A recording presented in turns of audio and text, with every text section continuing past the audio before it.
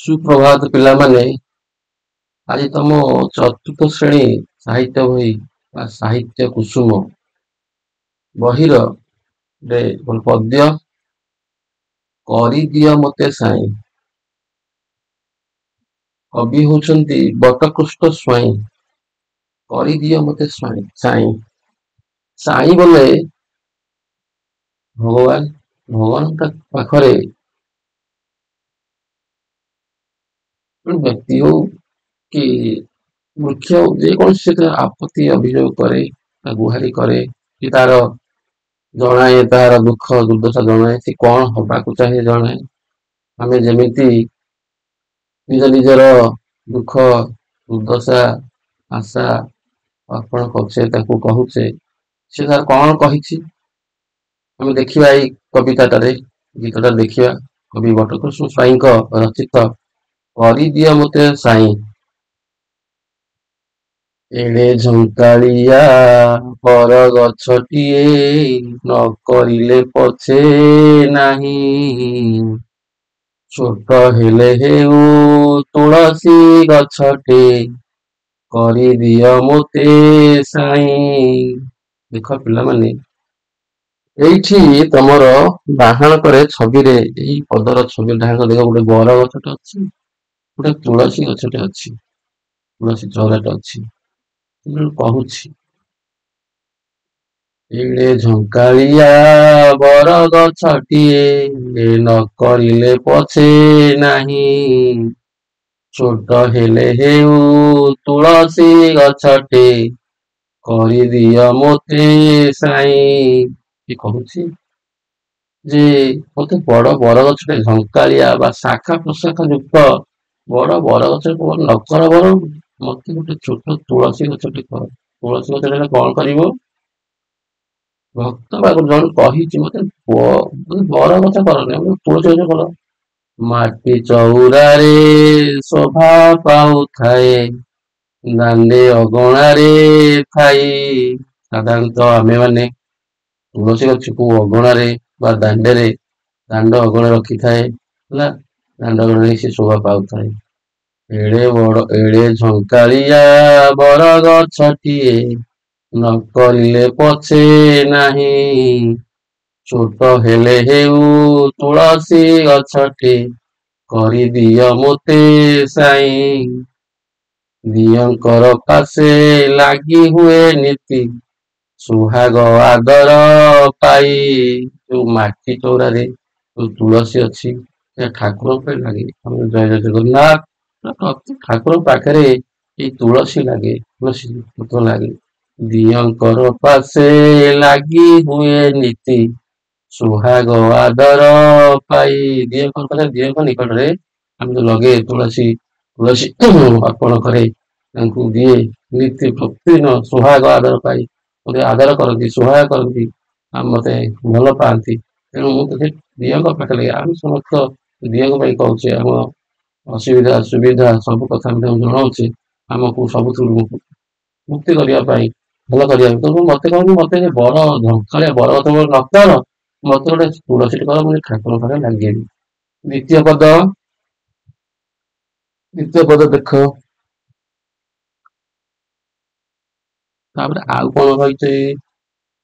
ଏଡେ ବଡ ଜୀବ ହାତୀଟିଏ ମୋତେ ନ କରିଲେ ପଛେ ନାହିଁ, ଛୋଟ ହେଲେ ହେଉ ମହୁମାଛିଟିଏ କରିଦିଅ ମୋତେ ସାଇଁ। ହେଲା, ବର୍ତ୍ତମାନ ସେ କହୁଛି ମହୁମାଛି ହାତୀ ମତେ ବଡ ଜୀବ ହାତୀଟେ ନ କର, କିନ୍ତୁ ଛୋଟଟେ ବରଂ ହଉ, ମହୁମାଛିଟେ ହଉ। କଣ କଲେ ମହୁମାଛି କଣ କରିବେ? ଫୁଲ ପାଶେ ଯାଇ ଗୁଣୁ ଗୁଣୁ ଗାଇ, ଆହୁରି ଆଣେ ମୁଁ ମଧୁ, ଆହୁରି ଆଣେ ମୁଁ ମଧୁ, ପରହିତ ଲାଗି ଭିତରି ତାହାକୁ ଜଗତକୁ କରେ ବନ୍ଧୁ। ଏଡେ ବଡ ଜୀବ ହାତୀଟିଏ ମତେ ନ କରିଲେ ପଛେ ନାହିଁ। ଏତେ ବଡ ଜୀବଟେ ହାତୀଟା ବରଂ ନ କର, କିନ୍ତୁ ଛୋଟ ମହୁମାଛି କର। ହାତୀ ନ କରିକି ଛୋଟ ମହୁମାଛି କଣ ମହୁମାଛି ତୁ କଣ ମୁଁ କଣ କରିବି ନା ଫୁଲ ପାଶେ ଯାଇ ଗୁଣୁ ଗୁଣୁ ଗାଇ ଆହରି ଆଣେ ମୁଁ ମଧୁ। ଫୁଲ ପାଖକୁ ଯାଇକିରି ମୁଁ କଣ କରିବି ଗୁଣୁ ଗୁଣୁ ଗାଇ ଗୁଣୁ ଗୁଣୁ ଗୁଣୁ ଗୁଣୁ ଗୁଣୁ ଗାଇକିରି ଆହରି ଆଣେ ମୁଁ ମଧୁ ମହୁ ଆଣେ ହରି ମହୁଆ ମିଠା ମୁଁ ଆଣେ ଆଣିକି କଣ କରେ ପରହିତ ଲାଗି ଭିତରି ତାହାକୁ ଜଗତକୁ କରେ ବନ୍ଧୁ। ପରର ହିତ ପରର ଉପର ଲାଗି ତାକୁ ବାଣ୍ଟିକିରି ମୁଁ ଜଗତକୁ ନିଜର ବନ୍ଧୁ ଜଗତକୁ କରେ ଜଗତକୁ ନିଜର ବନ୍ଧୁ କରେ ବହୁ କରି ମିଠା କରିକି ତୁ ବନ୍ଧେ ତୁ ବନ୍ଧେ ବା ବନ୍ଧୁ ଭାଇ ବନ୍ଧେ। ତେଣୁ ତୃତୀୟ ପଦ ଦେଖ ଆଉ କଣ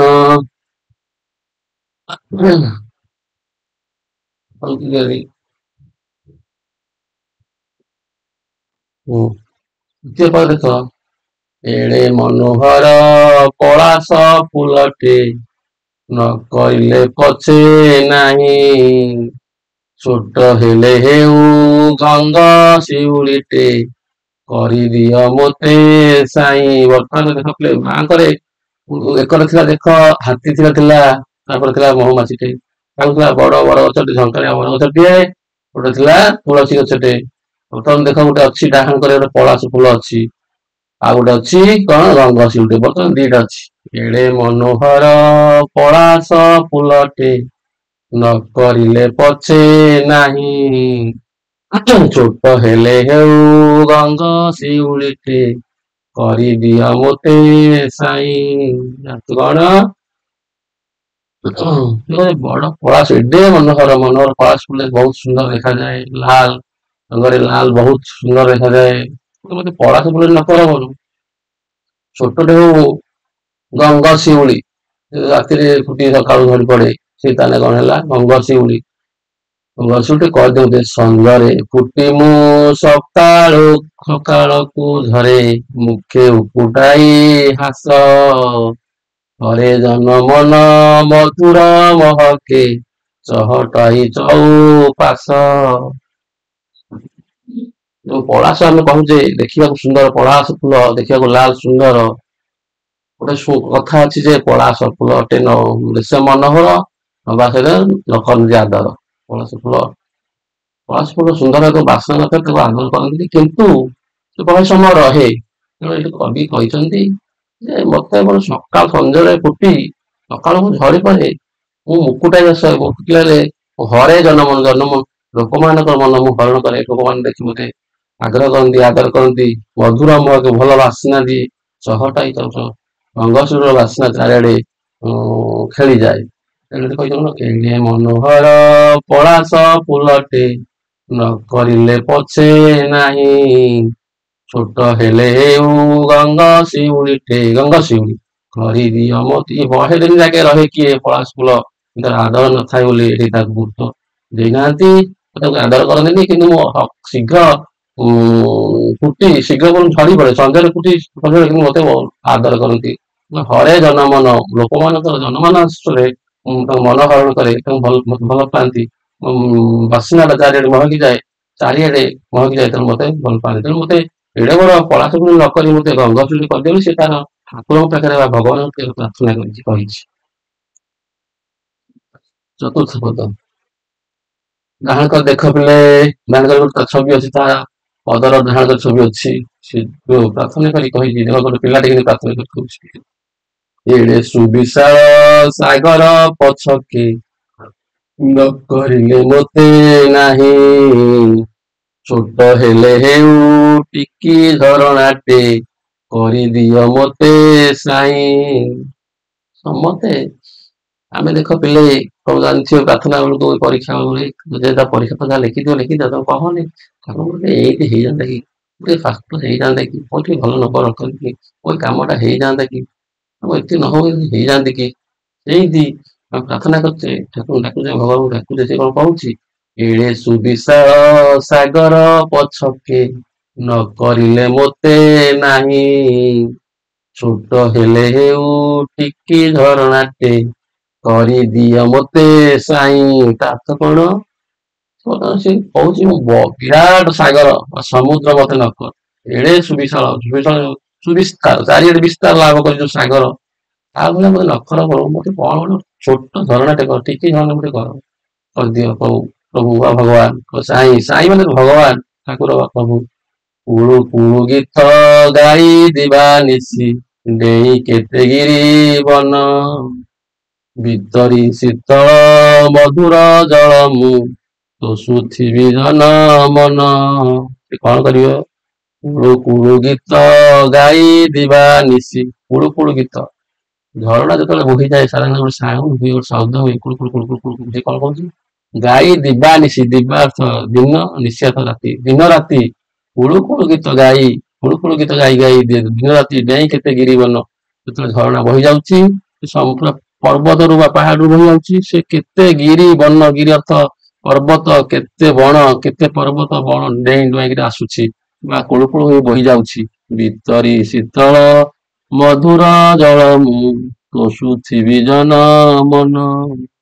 ସେ ଶୀତଳ ବା ଥଣ୍ଡା ପାଣି ଭିତରି ବାଣ୍ଟି, ମଧୁର ଥଣ୍ଡା ଶୀତଳ ମଧୁର ଜଳ ବାଣ୍ଟି ମୁଁ ଲୋକମାନଙ୍କ ମନ ତୋଷେ। ସାଧାରଣ ଦେଖିବାକୁ ଜଙ୍ଗଲକୁ ଯାଆନ୍ତି, ଶୀତଳ ଶୋଷ ହୁଏ, ସେ ଆସିକି ଝରଣା ଦି ହାତରେ ଠୋଲା କରିକିରି ଆଞ୍ଜୁଳେ ପାଣି ଆଣି ପିଇ ଦିଅନ୍ତି। ବହୁତ ଥଣ୍ଡା ଲାଗେ, ବହୁତ ଶୋଷ ହେଇଥାଏ, ବହୁତ ଥଣ୍ଡା ଲାଗେ, ଝରଣା ପାଣି ପିଇକିରି ଶୀତଳ ଶୀତଳ ଥଣ୍ଡା ମିଠା ଜଳ ପିଇକିରି ମନ ଖୁସି ହେଇଯାଏ। ତେଣୁ କହୁଛି ବଡ ସମୁଦ୍ର କୂଳ ନ ହଉ, ମୁଁ ଏଇ ଯୋଉ ଛୋଟ ଝରଣାଟେ ହେଇକିରି ଥଣ୍ଡା ଶୀତଳ ମିଠା ଜଳ ଦେଇକି ମନକୁ, ଲୋକମାନଙ୍କ ମନକୁ ମୁଁ ତୋଷୁଥାଏ ବା ଖୁସି କରୁଥାଏ। ପଞ୍ଚମ ଦେଖ, ଏଡେ ମନଲୋଭା ପୁନେଇ ଜହ୍ନ ମୁଁ, ନହଲେ ପଛକେ ନାହିଁ, ଛୋଟ ହେଲେ ହେଉ ମାଟି ଦୀପଟିଏ, କରିଦିଅ ମୋତେ ସାଇଁ। ଜଳି ଜଳି ଯାଉ ସଳିତାଟି ମୋର, ଅନ୍ଧାରେ ଆଲୋକ ଦେଇ, ପରହିତେ ଯିଏ ଜୀବନଟା ଦିଏ, ଜଗତରେ ଧନ୍ୟ ସେହି। ଯେ କଣ? ଏଡେ ମନଲୋଭା ପୁନେଇ ଜହ୍ନ ମୁଁ, ନହେଲେ ପଛକେ ନାହିଁ, ଛୋଟ ହେଲେ ହେଉ ମାଟି ଦୀପଟିଏ, କରିଦିଅ ମୋତେ ସାଇଁ। ସାଧାରଣତଃ ଆମେ ଆଲୋକରେ ରହିବାକୁ ଭଲ ପାଆନ୍ତି, ଆଲୋକ ଦେଖିବାକୁ ଭଲ ପାଆନ୍ତି। ତେଣୁ ଅନ୍ଧକାର, ଅମାବାସ୍ୟା ରାତିର ଅନ୍ଧକାର ଆଉ ପୂର୍ଣ୍ଣିମାର ଜହ୍ନ କେତେ ତଫାତ୍, କେତେ ଆକାଶ ପାତାଳ ତଫାତ୍। ଅନ୍ଧାର ଆମକୁ ଭଲ ଲାଗେନି, ଅନ୍ଧାର ବହୁତ ଆମକୁ, କିନ୍ତୁ ଆଲୁଅ ଦେଖିଲେ, ପୂର୍ଣ୍ଣିମା ଦିନର ଜହ୍ନ, ଯୋଉଦିନ ପୂର୍ଣ୍ଣିମା ହେଇଥାଏ ସେଦିନ ଆମକୁ ଦେଖିଲେ ରାତିରେ କିନ୍ତୁ ଲାଗେ ବହୁତ ଭଲ ଲାଗେ ନା, ବହୁତ ସୁଶୀତଳ ପରିଷ୍କାର ଆଲୁଅ ଦେଖିବାକୁ ଭଲ ଲାଗେ। ତେଣୁ ସେ କହୁଛି ଏମିତି ଜହ୍ନ, ପୂର୍ଣ୍ଣମୀ ଜହ୍ନ ଯେମିତି ଆଲୋକ ପ୍ରଦାନ କରେ, ଏଡେ ବଡ କଣ ନ ହଉ ମନଲୋଭା। ପୁନେଇ ଜହ୍ନ ସମସ୍ତେ ଲୋଭ କରନ୍ତି, ମନ ଲୋଭା ହୁଏ, ଭଲ ଲାଗେ।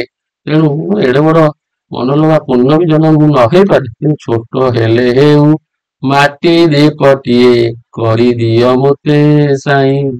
ମାଟି ଦୀପ, କାରଣ ମାଟି ଯୋଉ ଦୀପରେ ଆମେ କାର୍ତ୍ତିକ ମାସ କି ବିଭିନ୍ନ ବିଭିନ୍ନ ଭଲ ଇଏରେ ଆମେ ସଳିତାଟେ ଲଗେଇକିରି ଇଏ କରେ, କହନ୍ତି ଦୀପ, ଅମାବାସ୍ୟା ଦୀପ ଜାଳନ୍ତି। ପୂର୍ବରୁ ଆଗରୁ କଣ ସବୁ ଥିଲା କି ଲୋକ, ତେଣୁ ଦୀପ ଜାଳି ତେଲ ଦେଇ, ଦୀପରେ ତେଲ ଦେଇ ସଳିତାଟେ ଦେଇ ଆମେ ଆଲୋକ ପ୍ରଦାନ କରନ୍ତି। ଆଲୋକ ତେଣୁ ଛୋଟଟେ ହଉ ବରଂ ସେ କଣ ଜଳି ଜଳି ଯାଉ ସଳିତାଟି, ମୋ ଯୋଉ ସଳିତାଟେ ଦିଅନ୍ତି, ତେଲ ଦିଅନ୍ତି, ଘିଅ ଦିଅନ୍ତି, ସଳିତାଟେ ଦିଅନ୍ତି, ବରଂ ସଳିତାଟେ ଜଳି ଜଳି ଜଳି ଯାଉ, ଅନ୍ଧାରେ ଆଲୋକ ଦେଇ। ସେଇ ଛୋଟ ସଳିତାଟି ହେଲେ ମଧ୍ୟ କିଛି ଆଲୋକ ପ୍ରଦାନ କରେ ନାହିଁ, ବଡ ପୁନେଇ ଜହ୍ନ ମୁଁ ନ ହେଇପାରେ। ତେଣୁ ଯୋଉ ମାଟି ଦୀପଟିରେ ସଳିତାଟେ ଦେଇ, ତେଲ ଦେଇବା, ଘିଅ ଦେଇ, ତେଲ ଦେଇ ଆମେ ଯାଉଛେ, ସେ ବରଂ ଯୋଉ ଅନ୍ଧାରରୁ ଆଲୋକ ପ୍ରଦାନ କରେ, ଅନ୍ଧାରକୁ ତଳି ବା ଅନ୍ଧାରକୁ ଇଏ କରିକି ଆଲୋକ ଦିଏ, ଅନ୍ଧାରକୁ ଦୂରେଇକିରି ଆଲୋକ ପ୍ରଦାନ କରେ ବା ଆଲୁଅ ଦେଖାଏ ବା ଆଲୋକ ଦେଖାଏ। ବରଂ ସଳିତାଟି ଜଳି ଜଳି ଯାଉ, ସଳିତାଟି ମୋ ସଳିତାଟି ଜଳି ଜଳି ସରିଯାଉ, କିନ୍ତୁ ମୁଁ ପର ହିତେ ଯିଏ, ଅନ୍ଧାରେ ଆଲୋକ ଦେଇ, ପରେ ହିତେ ଯିଏ ଜୀବନଟା ଦିଏ, ଜଗତରେ ଧନ୍ୟ ସେଇ। ମତେ ଛୋଟ ଦୀପଟେ, ମାଟି ଦୀପଟେ କର, ପରର ହିତ ସାଧନ କରିବ, ପରର ହିତ ସାଧନ କରି ଜୀବନ ଯିଏ ଦିଏ, ଜଗତରେ ସେ ଧନ୍ୟ ବୋଲି ନିଜେ କହିଛି। ସେ ନିଜେ ଭଗବାନଙ୍କ ଠାରେ ଇଏ ପ୍ରାର୍ଥନା କରି କହୁଛି ମତେ ଏଇଆ କରି ଦିଅ। ଏଇଥିରୁ ପିଲାମାନେ ତମେ ଜାଣୁଥିବ, ଏଥିରୁ ସିଏ ଭଗବାନ ତାଙ୍କ ପ୍ରାର୍ଥନା କରି କହୁଛି, ନିଜର ଇଏ ଜଣାଉଛି। ତମେ ନିଶ୍ଚିତ ଇଏ କରିଦିଅ, ଟିକେ ଭଲ ଲାଗିଥିବ। ଭଲ ଲାଗିଲେ ତମେ ତମ ସାଙ୍ଗମାନଙ୍କ ସହିତ ବାଣ୍ଟିବ, ସେୟାର କରିବ, ଲାଇକ୍ କରିବ ଏବଂ ସବସ୍କ୍ରାଇବ କରିବ। ଜୟ ଜଗନ୍ନାଥ।